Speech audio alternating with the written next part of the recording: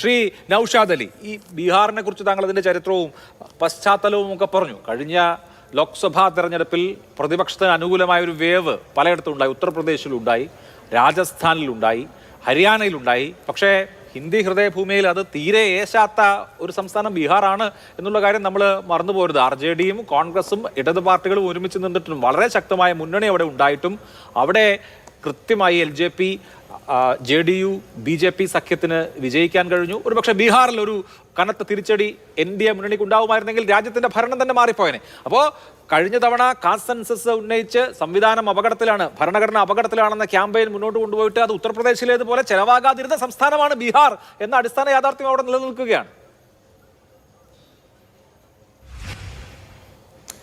അഭിലാഷ് ചോദിച്ച ചോദ്യം പ്രസക്തമായതുകൊണ്ട് ഞാൻ പറയും. കാരണം ഈ രാജ്യത്ത് ഇപ്പോൾ കാണുന്ന ഇന്ത്യ മുന്നണിയുടെ സൂത്രധാരൻ, അത് ഉണ്ടാക്കിയ ആൾ അല്ലെങ്കിൽ മുൻകൈയെടുത്ത ആളാരെന്ന് ചോദിച്ചാൽ നിതീഷ് കുമാർ ആയിരുന്നു. അങ്ങനെ ഒരു കപ്പിത്താൻ തന്നെ നിർണായക സമയത്ത് കൂറുമാറിപ്പോയ ഒരു പശ്ചാത്തലമാണ് ബീഹാറിനുള്ളത് ഉണ്ടായിട്ടുള്ളത് കഴിഞ്ഞ ലോക്സഭാ തെരഞ്ഞെടുപ്പിൽ.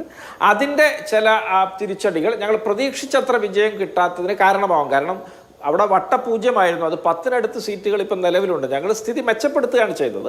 എന്നാലും ഞങ്ങൾ പ്രതീക്ഷിച്ച വിജയം ഉണ്ടായില്ല. അതിൻ്റെ കാരണം ചിലപ്പോൾ നിതീഷ് കുമാറിൻ്റെ ഈ പറഞ്ഞ പ്രവൃത്തിയായിരിക്കാം എന്ന് ഞാൻ ഊഹിക്കുകയാണ് ഒരു രാഷ്ട്രീയ വിദ്യാർത്ഥി എന്ന നിലയിൽ. ഞാൻ അതവിടെ നിൽക്കട്ടെ. ഞാൻ അഭിലാഷിനോട് വേറൊരു വളരെ പ്രസക്തമായൊരു കാര്യം പറയുന്നത് എന്താണെന്ന് വെച്ചാൽ, ഇവിടെ ഈ രാജ്യത്തിപ്പോൾ BJPയെ സഹായിച്ചു പോരുന്ന ആളുകളൊക്കെ സമ്പൂർണ്ണമായിട്ട് അവർക്കെതിരാവുന്നൊരു കാഴ്ച സ്വാഭാവികമായിട്ട് രൂപപ്പെടുന്നുണ്ട്. അതിൻ്റെ ഒറ്റ ഉദാഹരണം ഞാൻ പറഞ്ഞുതരാം. ഇപ്പോൾ ഈ ലോകത്തെ ഡയമണ്ട് വ്യാപാരത്തിൻ്റെ 90% കേന്ദ്രീകരിച്ചിരിക്കുന്നത് കട്ടിങ് ആൻഡ് പോളിഷിങ്, അത് സൂറത്തിലാണ്. ഈ സൂറത്തിലെ ഡയമണ്ടിൻ്റെ ഏറ്റവും വലിയ വിപണി എന്ന് പറഞ്ഞത് അമേരിക്കയാണ്. അമേരിക്കയിലേക്കുള്ള ഇറക്കുമതി തിരിവ് 50% ആയതോടുകൂടി മോദിയോടൊപ്പം അബ്കി ബാർ ട്രംപ് സർക്കാർ എന്ന് പറഞ്ഞ് ട്രംപ് ഈസ് മൈ ഫ്രണ്ട് എന്നൊക്കെ പറഞ്ഞ് നടന്നിരുന്ന ആ സാധുക്കളും അവരെ ആശ്രയിച്ച് നിൽക്കുന്ന 10,000-കണക്കിന് ലക്ഷക്കണക്കിന് ആളുകളും ഒക്കെ പെരുവഴി ആധാരമാകാൻ പോവുകയാണ്. കാർഷിക രംഗം അതുപോലെ സമ്പൂർണ്ണമായിട്ട് തകർന്നടിഞ്ഞിരിക്കുകയാണ്. ഇതുപോലെ അമേരിക്കയെ പ്രീതിപ്പെടുത്താൻ വേണ്ടി അവരുടെ കൂടെ കൂടി ചൈനയെ എതിർത്തിട്ട് ഇപ്പോൾ അവരെ വിട്ടപ്പോൾ ചൈനയുടെ കൂടെയൊക്കെ കൂടുന്ന നയതന്ത്രമൊക്കെയാണ് ഈ പറഞ്ഞ മോഡി സർക്കാരും BJP സർക്കാരൊക്കെ ഇപ്പോൾ പരീക്ഷിക്കുന്നത്. ഇതിൻ്റെയൊക്കെ ഇരകളായിട്ട് ഈ രാജ്യത്ത് ലക്ഷക്കണക്കിന് മനുഷ്യരുണ്ട്. അവരുടെ തലയിലൊന്നും വർഗീയത പട്ടിണിയാവുമ്പോൾ സ്വന്തം അസ്തിത്വം തകരുമ്പോൾ വിലപ്പോവുകയില്ല. അത് BJPന് എന്ത് മെനക്കെട്ടിട്ടും കാര്യമില്ല. ഏത് മുസ്ലിം വിരുദ്ധത പയറ്റിയാലും അവരൊക്കെ അവരുടെ ജീവൽ പ്രശ്നങ്ങൾക്ക് മുൻതൂക്കം കൊടുത്തിട്ട് അത് ശ്രദ്ധിക്കുകയുള്ളൂ. അതുകൊണ്ട് അവരൊക്കെ എതിരാവുകയാണ്. അതിൻ്റെ ഫലമായിട്ടാണ് സാമൂഹ്യ മാധ്യമങ്ങളിലൊക്കെ മോഡിയെ പിന്തള്ളി രാഹുൽ ഗാന്ധി മുന്നേറുന്നത്. എല്ലാ ഈ പറഞ്ഞ ഗോഡി മീഡിയകൾ നടത്തുന്ന സർവേകളിൽ പോലും മോഡിയുടെ നിലവാരം ഇടിഞ്ഞിടിഞ്ഞ് വരുന്നത്. പല ആളുകളും ഈ സത്യങ്ങളൊക്കെ മനസ്സിലാക്കി തുറന്നു പറയാൻ മുന്നോട്ട് വരുന്നത്.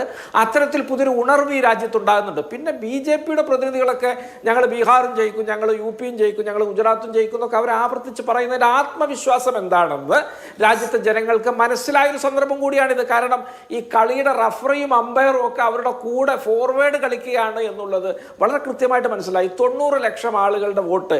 യോഗേന്ദ്ര യാദവ് ഒരു രാഷ്ട്രീയ വിശകലനത്തിൻ്റെ കാര്യത്തിൽ ഏറെ വിശ്വാസ്യതയുള്ള ഒരാളാണ്. അദ്ദേഹമാണ് പറയുന്നത് 90 ലക്ഷം വോട്ട് ബീഹാറിൽ നിന്ന് വെട്ടിമാറ്റപ്പെട്ടു എന്ന്. അങ്ങനെയൊക്കെ കളം വെടിപ്പാക്കി BJPക്ക് സ്വന്തമായിട്ട് മുന്നേറാൻ എതിർ പോസ്റ്റിലെ ഗോളിയൊക്കെ പിന്നെ അയോഗ്യത കൽപ്പിക്കുന്ന ഒരു തെരഞ്ഞെടുപ്പ് കമ്മീഷനെ മുൻനിർത്തിയാണ് ഇവർ ഈ പറയുന്ന ആത്മവിശ്വാസമൊക്കെ. പക്ഷേ ഈ തട്ടിപ്പിന്ന് ജനങ്ങൾക്ക് ബോധ്യമായതുകൊണ്ട് BJP ഒരു R&D റിസർച്ച് ആൻഡ് ഡെവലപ്മെന്റ് നടത്തി പുതിയൊരു 19ാമത്തെ അടവുമായിട്ട് വരുന്നത് വരെയെങ്കിലും ഇന്ത്യയുടെ ജനാധിപത്യം സുരക്ഷിതമാണ്. അതിനിടയിൽ ഇവിടെ ഒരു സമ്പൂർണ്ണ മാറ്റമുണ്ടായി. BJPക്ക് തിരിച്ചു വരാൻ പറ്റാത്തൊരു രാഷ്ട്രീയ സാഹചര്യം ഉണ്ടാക്കുകയാണ് തങ്ങളുടെയൊക്കെ നിലനിൽപ്പിൻ്റെ ആധാരശില എന്ന് രാജ്യത്തെ BJP ഇതര പാർട്ടികൾ മുഴുവൻ മനസ്സിലാക്കി കഴിഞ്ഞ ഒരു സന്ദർഭമാണിത്. നിങ്ങൾ നോക്കുക, പിന്നെ ഇപ്പോൾ ബീഹാറിലെ തെരഞ്ഞെടുപ്പ് അങ്ങ് കഴിഞ്ഞെന്ന് കൂട്ടുക. ഈ JDU എന്നൊരു പാർട്ടിയെ BJP വിഴുങ്ങയില്ലേ? നിതീഷ് കുമാർ ജീവിത സായാഹ്നത്തിലേക്ക് പോയിക്കൊണ്ടിരിക്കുകയാണല്ലോ പ്രായഗണന വെച്ച്. അപ്പോൾ തീർച്ചയായിട്ടും അദ്ദേഹത്തെയും ജനതാദൾ യുവിനെയൊക്കെ വിഴുങ്ങുക എന്നുള്ളതാണ് BJPയുടെ ആത്യന്തിക ലക്ഷ്യം. അവരെ ഇവിടെ പിന്നെ നമ്മുടെ മഹാരാഷ്ട്രയിൽ ശിവസേനയെ വിഴുങ്ങിയത് അത്തരത്തിലാണ്.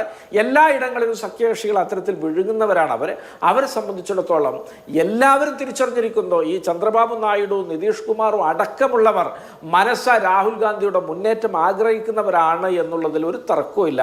അവർക്കൊക്കെ ജനാധിപത്യത്തിൽ വിശ്വാസമുള്ള വിശ്വാസമുള്ള അതിൻ്റെ ഒരു പൈതൃകം പിന്നെ പാരമ്പര്യമൊക്കെ പേറുന്ന ആളുകളാണ് അവർ. അതുകൊണ്ടാണ് ഞാനത് പറയാൻ കാരണം. അതുകൊണ്ട് ഈ യുദ്ധം വിജയിക്കുമെന്ന് പറയുന്നത് ഇത് ജനപിന്തുണ കണ്ടാണ്, ജനങ്ങളുടെ ആവശ്യമായി മാറുകയാണ്. ഇവിടെ സുതാര്യമായിട്ടും സത്യസന്ധമായിട്ടും തെരഞ്ഞെടുപ്പ് നടക്കട്ടെ. BJPക്കാണ് കൂടുതൽ വോട്ടും സീറ്റ് കിട്ടുന്നതെങ്കിൽ അവർ ഭരിക്കട്ടെ, കോൺഗ്രസിനാണെങ്കിൽ അവർ ഭരിക്കട്ടെ. അത്തരത്തിൽ നിഷ്പക്ഷമായ ഒരു രാഷ്ട്രീയം ഇവിടെ തിരിച്ചു വരണമെന്ന് ആഗ്രഹിക്കാത്തവരായിട്ട് ഒരു മനുഷ്യരും ഉണ്ടാവുകയില്ല. BJP മസ്തിഷ്കം തീരെഴുതി വാങ്ങിയ ന്യൂനപക്ഷം ഒഴിച്ച്. അതുകൊണ്ട് ഈ വലിയ ഭൂരിപക്ഷത്തിന്റെ മുന്നേറ്റത്തിന് രാഹുൽ ഗാന്ധി നെടുനായകത്വം വഹിക്കുകയാണ്. ഇത് വിജയിക്കുക തന്നെ ചെയ്യും അഭിലാഷ്. ശരി.